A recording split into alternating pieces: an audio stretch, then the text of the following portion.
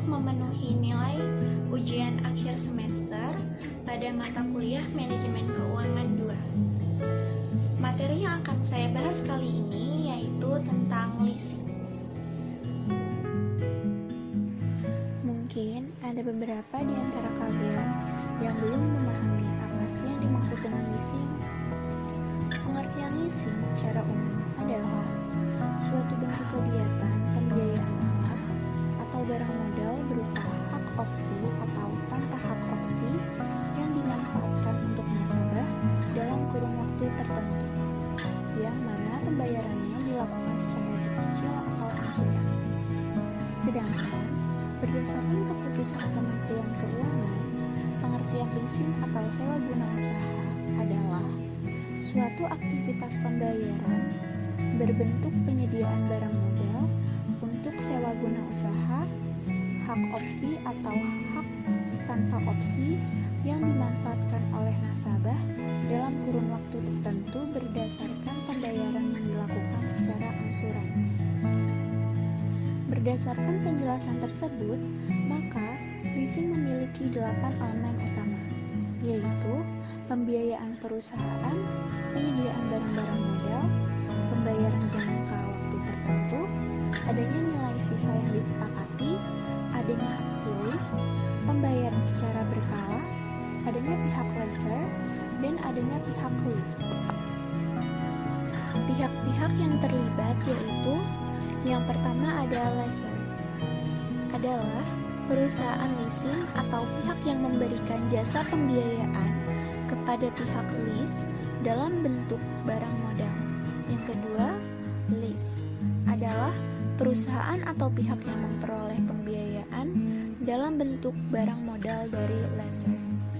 Yang ketiga ada supplier, adalah perusahaan atau pihak yang mengadakan atau menyediakan barang untuk dijual kepada lease dengan pembayaran secara tunai oleh lessor. Yang keempat ada kreditur, adalah pihak yang memegang peranan dalam hal penyediaan dana kepada lessor.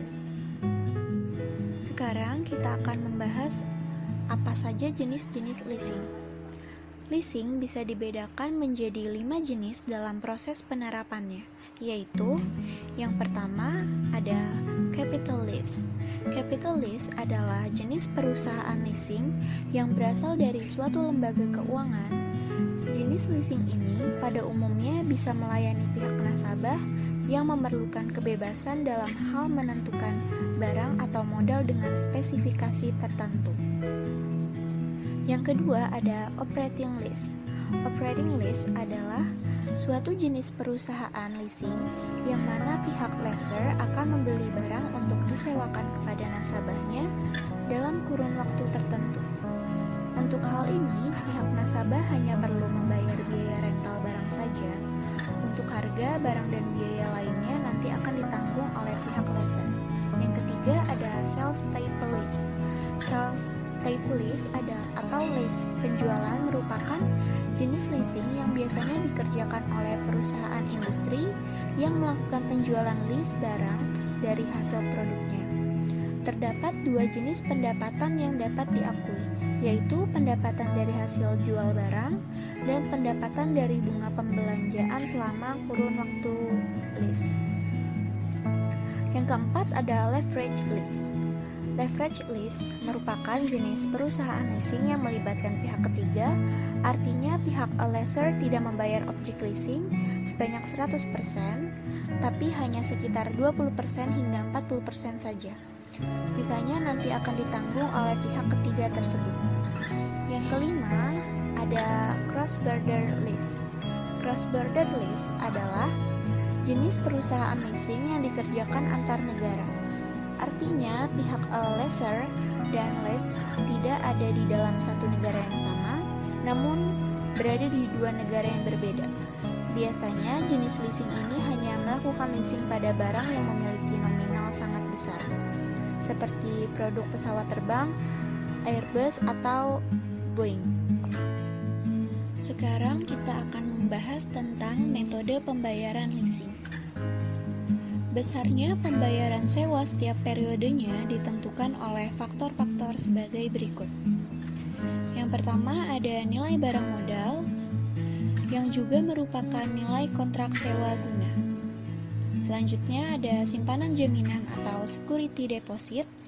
Simpanan jaminan merupakan semacam uang muka pihak lease atas suatu kontrak sewa guna yang besarnya bergantung pada kesepakatan antara lessor dengan lease. Kemudian ada nilai sisa, adalah perkiraan wajar atas nilai suatu barang modal yang di-lease pada masa akhir kontrak. Kemudian ada jangka waktu, berkaitan erat dengan jangka waktu kegunaan ekonomis atau manfaat suatu barang modal yang di-lease-kan. Yang terakhir ada tingkat bunga yang digunakan dalam perhitungan.